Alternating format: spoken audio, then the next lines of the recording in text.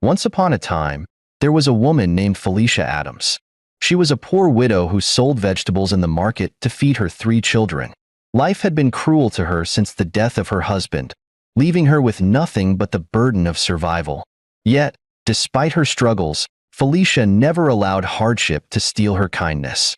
Every morning, before the sun stretched its golden fingers across the sky, Felicia would wake up, gather the freshest vegetables she could find, and walk to the market with a heavy basket balanced on her head. She had no luxury, no savings, no one to rely on. Only the few coins she made daily, which barely put food on the table.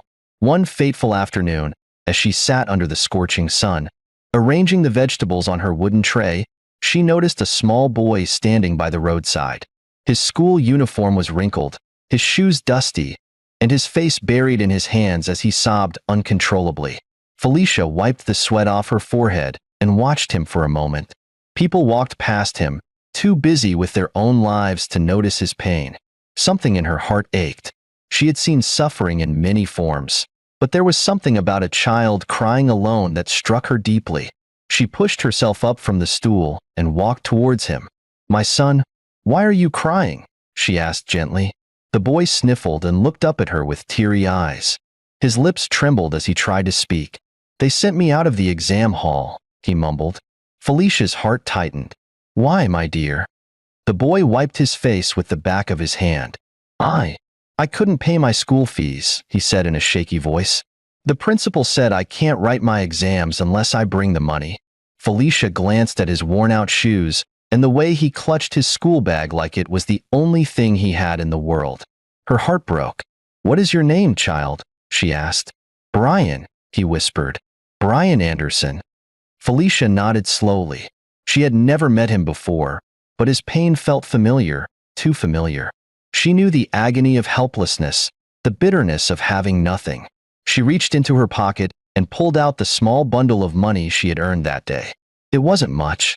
In fact, it was the last of what she had, and she still needed to buy food for her own children. But as she looked at Brian, she knew there was no choice.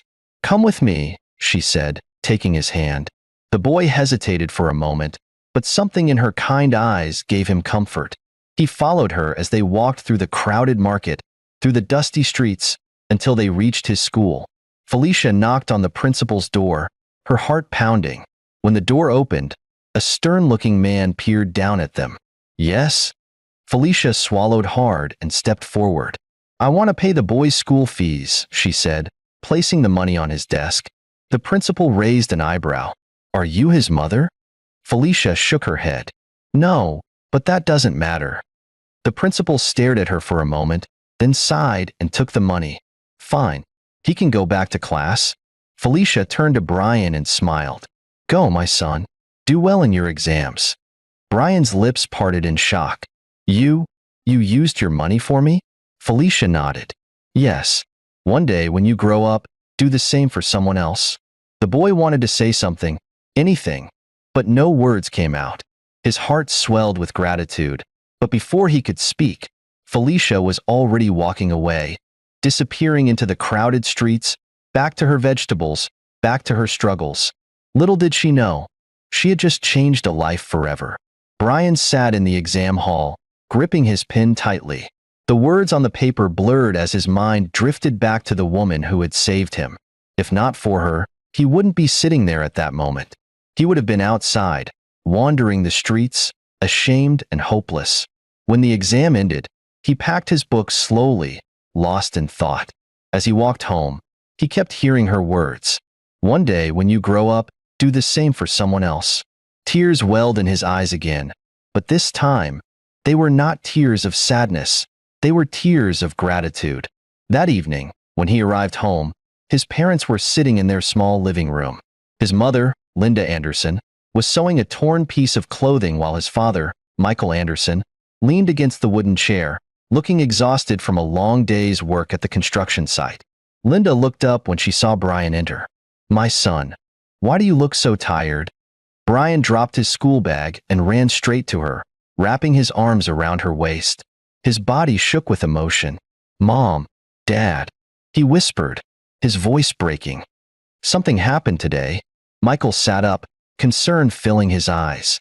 "What is it, son? Did something go wrong in school?" Brian pulled back and wiped his tears. "I was sent out of the exam hall today because my school fees weren't paid." Linda gasped, her hands flying to her mouth. "Oh my God.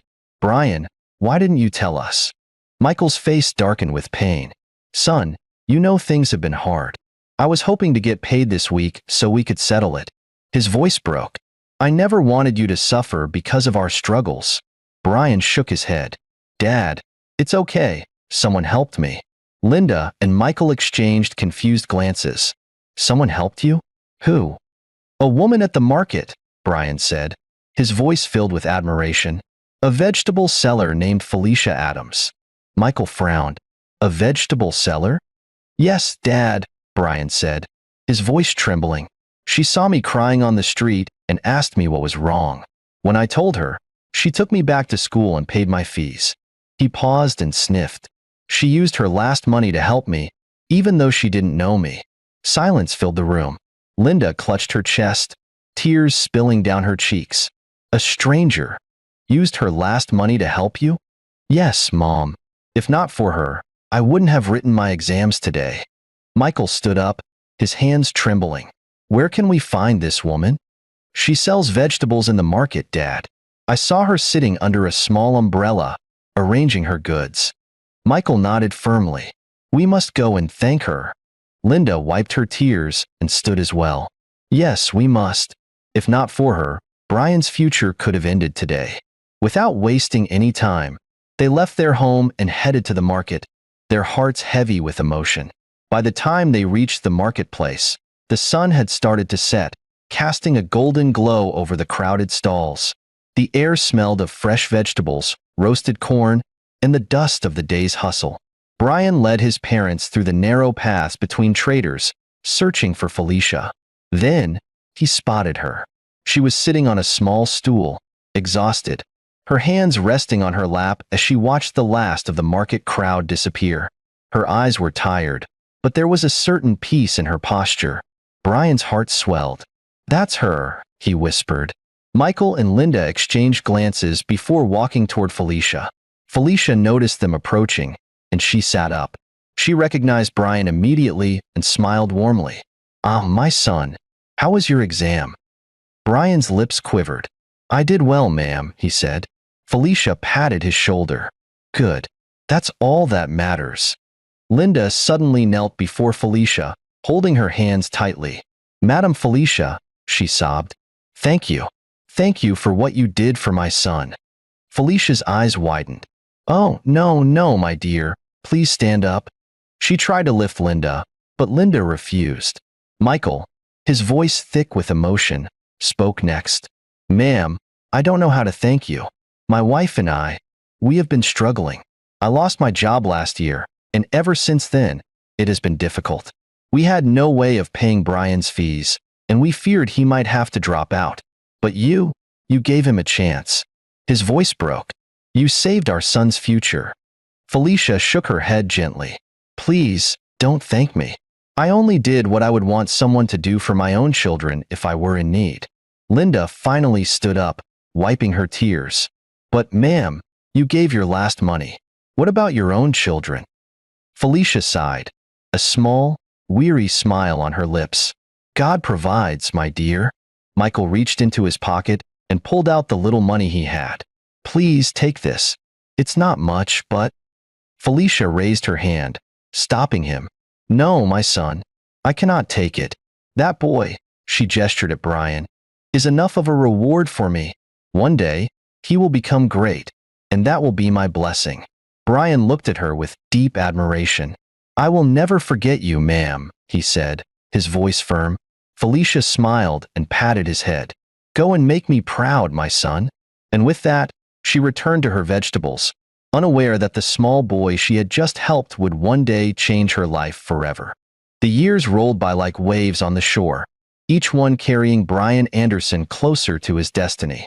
Though life remained tough for his family, Brian held onto the promise he had made in his heart, to become someone great and repay the kindness that saved him. From the moment Felicia paid his school fees, Brian became a different person. He no longer took his education for granted. He studied harder than ever, determined to make the sacrifice worth it. While his classmates played after school, Brian would sit under a tree with his books, solving math problems and reading for hours. Even when the candlelight at home burned out, he would sit by the window, using the faint glow of the streetlights to continue his studies. His teachers noticed his brilliance and dedication. "Brian, you have a bright future ahead," his mathematics teacher once told him. "If you keep working this hard, one day you'll become someone important." Those words fueled him. He ranked among the top students in his class, winning academic prizes and earning scholarships that helped lessen his parents' burden. But life wasn't easy. His father, Michael, continued to struggle with unstable jobs, sometimes going days without work. His mother, Linda, took in laundry and sewing jobs to help sustain the family. Yet, despite the hardships, Brian never complained. He knew where he was headed. After years of hard work, Brian completed high school with outstanding results. When university admissions were announced, he was accepted into one of the best institutions in the country to study petroleum engineering. It was a moment of joy and fear. Joy because he had gotten the opportunity of a lifetime, and fear because his family had no means to pay his tuition. Michael sat with Brian one evening, staring at the admission letter in silence.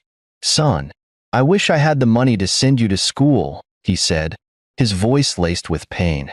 Brian placed his hand on his father's. "Don't worry, Dad. I'll find a way." Determined not to let financial struggles kill his dreams, Brian applied for every scholarship he could find. He wrote countless essays, attended interviews, and pleaded with sponsors. After weeks of uncertainty, the letter arrived. He had won a full scholarship. Tears rolled down his face as he read the words over and over again. His dream was alive. His parents wept with joy. "God is faithful," Linda cried, hugging her son tightly. Felicia, upon hearing the news, smiled proudly. "I told you, my son. You will be great one day." And so, Brian packed his bags and left for university, carrying with him the weight of his family's hopes and the silent promise he had made to Felicia to never forget. University life was tough, but Brian was tougher. He excelled in his studies, became a leader among his peers, and made valuable connections in the engineering world. In his final year, he secured an internship at one of the biggest oil companies in the country. His intelligence and work ethic impressed the executives, and by the time he graduated, they offered him a permanent job. At just 24 years old, Brian Anderson became an engineer in one of the world's leading oil firms. His rise was swift. Within a few years, he was promoted, earning salaries that his family had once only dreamed of. He bought his parents a comfortable home, ensured his siblings went to good schools, and finally, after years of struggle, gave his family the financial security they had never known. Yet, amid all his success, there was one thing he had never forgotten: Felicia Adams. The name Brian Anderson became well known in the oil industry. He was no longer just a young engineer. He had risen to the position of senior project manager, leading multimillion-dollar projects across the country. His company valued his intelligence and dedication, and at just 30 years old, he became one of the youngest executives in the firm. Wealth poured into his life like a flood. He could afford the finest things: luxurious cars, a mansion, and a life of ease. But no amount of success could erase the memory of his past struggles. He remained humble, always remembering the long nights of hunger, the shame of unpaid school fees, and, most importantly, the kind woman who had changed his destiny with a single act of kindness. Brian spoke about Felicia Adams every chance he got. One evening, Brian was invited as a guest speaker at a grand business summit attended by top executives, politicians, and young professionals. As he stood on the stage, dressed in an elegant suit, he looked over the large crowd. Cameras flashed, and thousands of people listened in silence, eager to hear the secrets of his success. But Brian didn't start with business strategies or investment tips. He began with a story. "Once upon a time," he said, his deep voice carrying across the hall, "there was a poor widow named Felicia Adams who sold vegetables in the market." He narrated how she had found him crying on the street the day he was sent out of school. He described how she had spent her last money to pay for his fees, asking for nothing in return. "I was just a small boy in a school uniform," hopeless and abandoned. She didn't know me. I was nothing to her. And yet, she chose to help me. The hall was silent. Some people dabbed at their eyes. Others shook their heads in disbelief. If not for that woman, I wouldn't be standing here today. I would have been lost in the cycle of poverty, just another forgotten boy on the streets. But she saved me. He took a deep breath and looked directly at the audience. That is why I stand here today, not just as a successful engineer, but as a man with a mission, to remind the world that one act of kindness can change a life forever. Thunderous applause erupted. People rose to their feet, clapping, some even wiping away tears. The speech was recorded and shared on social media. Within hours, it went viral. Thousands of people watched and shared it, deeply touched by the story of Felicia's kindness. Newspapers and television stations covered the story. People across the country were moved by the tale of a simple vegetable seller who had unknowingly shaped the future of one of the most successful engineers in the nation. Business leaders, celebrities, and ordinary citizens were inspired. Many came forward, offering to help struggling students just as Felicia had helped Brian. Scholarships were established in her honor. Felicia's name spread far and wide, even though she remained unaware of the impact she had made. Despite the overwhelming success, Brian felt that his work was not yet done. "It's time to find her," he whispered to himself one night as he stared out of his mansion's balcony. It had been many years since that day in the market. He had no idea where she was, but he was determined to search for her, no matter how long it took. And so, with the full force of his resources, Brian Anderson began the most important search of his life. The search for the woman who had saved him. Brian Anderson had all the wealth and influence a man could dream of, but none of it mattered until he fulfilled the promise he had made to himself, to find Felicia Adams and change her life the way she had changed his. He sat in his luxurious office, his fingers drumming against the polished mahogany desk as he stared at the city skyline through the glass windows. His heart was restless. He had told the world about the woman who saved him, but he had yet to do the most important thing, thank her in person. Felicia Adams had given him everything when she had almost nothing. Now, he had everything. It was time to give back. Brian picked up his phone and called his personal assistant, Richard Coleman, a man who had worked with him for years and understood the weight of his emotions. "Richard, I need you to help me find someone." Richard immediately sensed the urgency in his boss's voice. "Of course, sir. Who are we looking for?" "Her name is Felicia Adams. She used to sell vegetables in the marketplace years ago. She's the woman who paid my school fees when I was a child." Richard had heard the story before, but this was the first time Brian had made it a personal mission to find her. "Consider it done, sir," Richard assured him. Within an hour, Brian's team of private investigators was on the case. They combed through market records, questioned traders, and searched every corner of the city. Days passed, but Felicia seemed to have vanished. Many of the market women remembered her but didn't know where she had gone. Some said she had stopped selling vegetables years ago. Others thought she had moved to another town. He personally went to the market where she had once worked, dressed simply in a button-down shirt and jeans, far removed from his usual executive appearance. He walked through the familiar streets, the same ones he had once run through as a child. "Excuse me, ma'am." He approached an elderly woman selling tomatoes. "Do you know a woman named Felicia Adams? She used to sell vegetables here years ago." The woman squinted at him, studying his face. "Felicia, yes, I remember her. A good woman. She used to sit right there." She pointed to an empty spot under a faded umbrella. "But she left the market a long time ago. Do you know where she went?" Brian asked, hope rising in his chest. The woman sighed. "I heard she was struggling. Things became hard for her. She left to find work elsewhere." Brian's stomach twisted. Struggling? He couldn't bear the thought of Felicia suffering while he lived in luxury. "Please, if you hear anything about her, let me know." He handed her a business card. "I will, son," she promised. Days turned into weeks, but Brian refused to give up. He intensified the search, expanding his team's reach to other towns and villages. Then, one evening, Richard rushed into Brian's office, out of breath. "Sir, we found her." Brian froze. His heart pounded. "Where?" She's living in a small village on the outskirts of town, Richard said. From what we gathered, life has been very difficult for her. Brian swallowed hard. Take me there. Brian drove himself. He couldn't wait. The car sped down narrow roads, leaving behind the bright city lights as he entered a poorer neighborhood. His hands gripped the steering wheel tightly. The village was quiet, the air heavy with the scent of rain-soaked earth. Small houses stood scattered along the road, their walls worn with age. Then, at last, he saw her. Felicia Adams was sitting outside a small, crumbling house, peeling cassava with wrinkled hands. Her once dark hair was now streaked with gray, her face lined with years of hardship. Brian's chest tightened. She looked so much older, so much weaker. For a moment, he just stood there, watching her, his eyes burning with unshed tears.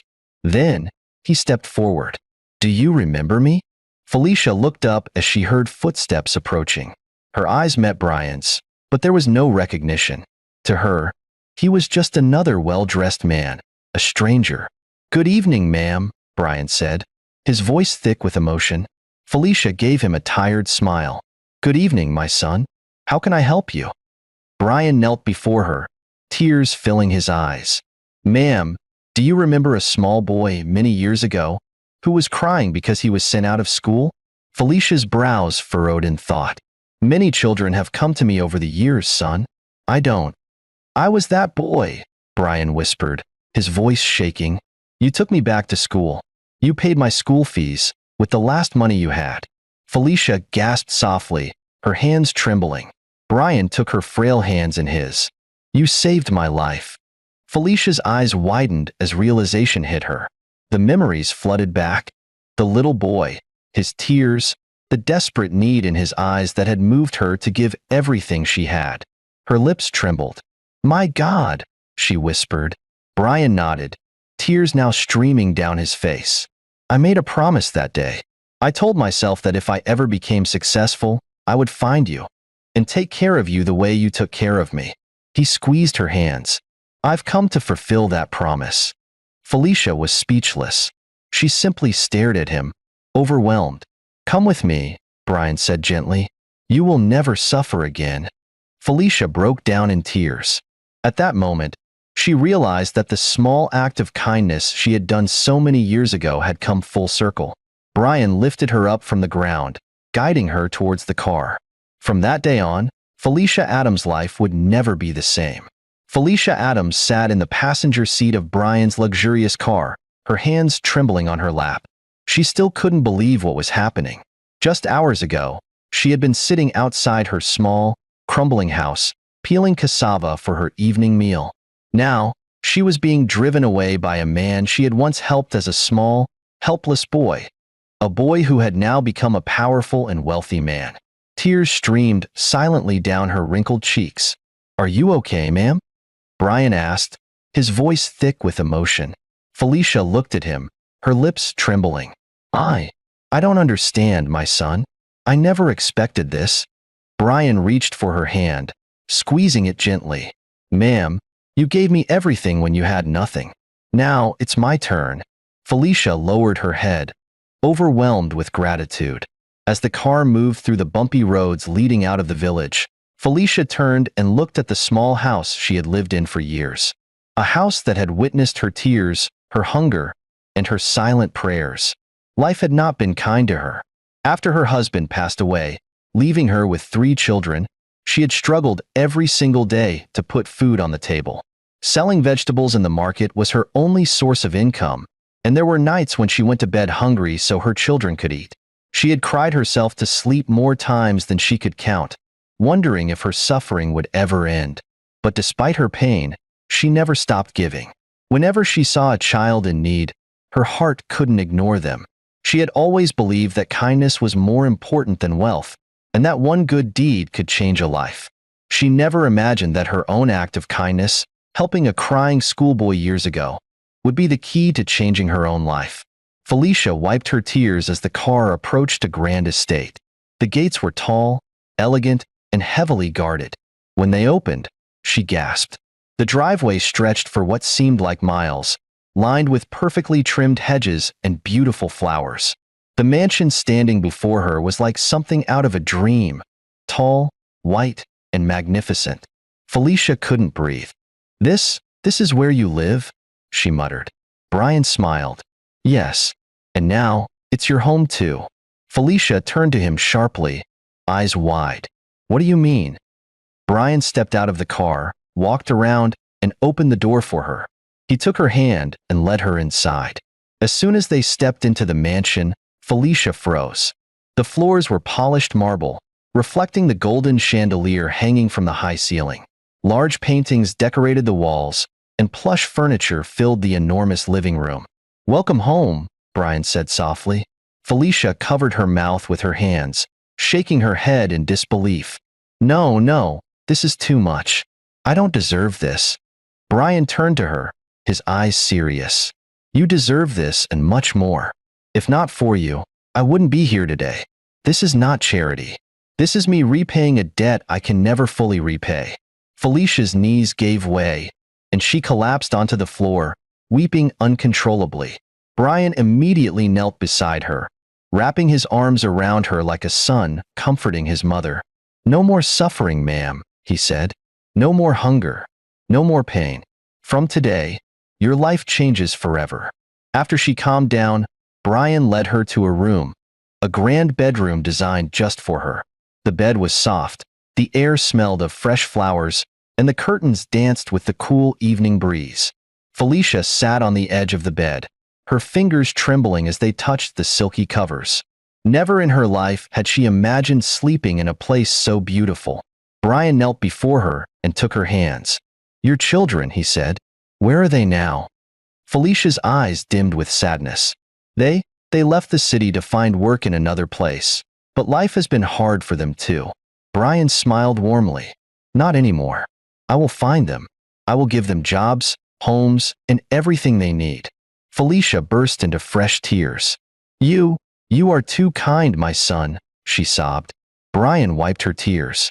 "You once called me your son when you took me back to school. You have no idea how much that meant to me. Now, let me be your son for real." Felicia hugged him tightly. For the first time in decades, her heart felt light. Brian wasted no time. Within days, he found Felicia's children, one by one. Her eldest son, Michael, had been working as a laborer in a construction site, barely earning enough to survive. When Brian's men found him and told him the news, he broke down in disbelief. Her second son, Joshua, was struggling in a mechanic shop, fixing cars for little pay. Her youngest daughter, Linda, was working as a cleaner in a small restaurant, exhausted and overworked. When they all arrived at Brian's mansion and saw their mother standing there, healthier and happier than they had ever seen her, they fell to their knees, crying. "Mother, how is this possible?" Michael asked, holding her hands. Felicia wiped his tears. "It's because of the kindness we showed years ago. God has remembered us." Brian gave them jobs in his company, salaries beyond their imagination, and homes of their own. Their days of suffering were finally over. The world soon learned about what Brian had done for the woman who once saved him. News stations covered the story. Social media exploded with posts about the widow who changed a millionaire's life. Many people were inspired. Some wept. Others rejoiced. Felicia's name became a symbol of kindness, proving that a single act of generosity could change the course of history. As she sat in the garden of her new home, surrounded by her children and grandchildren, she closed her eyes and whispered, "Thank you, God." For the first time in her life, she had no worries. Her story was proof that kindness was never wasted. It always came back, in ways beyond imagination. Felicia sat on the balcony of her new home. A gentle breeze carried the scent of freshly cut grass, and the laughter of her grandchildren echoed in the air. It still felt like a dream, one she feared waking up from. A year had passed since Brian changed her life. She no longer worried about money, food, or where her next meal would come from. She had everything she needed and more. Yet, in the midst of all this wealth and comfort, Felicia never forgot where she came from. One morning, she woke up with a deep conviction in her heart. She wanted to help others the way Brian had helped her. She called Brian and told him her thoughts. "My son, I want to help the widows and poor women in the market. Just as I struggled once, there are women out there selling vegetables, barely surviving. Some have children who have dropped out of school. Some sleep hungry. I want to change their lives too. Brian's face lit up with pride.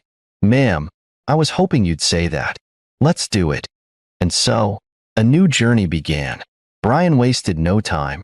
He provided the funds to start a foundation in Felicia's name, the Felicia Foundation for Widows and the Poor. Felicia, now full of energy and determination, went back to the market where she had once sold vegetables. She walked through the crowded stalls, observing the struggling women, their faces weary from years of hardship. She saw herself in them. She called a gathering and spoke from the depths of her heart. "My fellow women," she began, her voice shaking with emotion. "I was once like you. I know what it means to wake up before dawn, to carry heavy baskets of goods, to sell in the scorching sun, only to return home with barely enough to feed your children." Tears streamed down the faces of many women. "But today, I stand before you as proof that God sees us, even in our struggles. My life changed because of one act of kindness, and now, I am here to change yours." She then announced that her foundation would provide interest-free loans for women to expand their businesses, scholarships for children who had dropped out of school, housing support for widows struggling with shelter. The market erupted in cheers, women weeping and embracing each other. Felicia personally handed out the first set of scholarships to young children who had been sent home due to unpaid fees. As she placed each envelope in their small hands, she saw Brian in them, the little boy she once saved. One afternoon, as Felicia was about to leave the market, an old woman approached her, her body frail and her eyes filled with tears. She knelt before Felicia, holding her hands tightly. "God bless you, my daughter," the woman sobbed. "Because of you, my grandson will return to school. Because of you, I can expand my stall and feed my family." Felicia pulled her up, embracing her warmly. "No, Mama. It is God who has done it. I am only a vessel." Brian stood at a distance, watching the scene unfold. His heart swelled with pride. The woman who had once saved him was now saving many others. He turned to his assistant. "Increase the foundation's funding. I want to see more lives changed." As the months passed, the story of Felicia's transformation and her foundation spread far and wide. News channels covered her work. People from all over the country sent donations. She was invited to speak at major events, and even government officials sought her advice on helping the poor.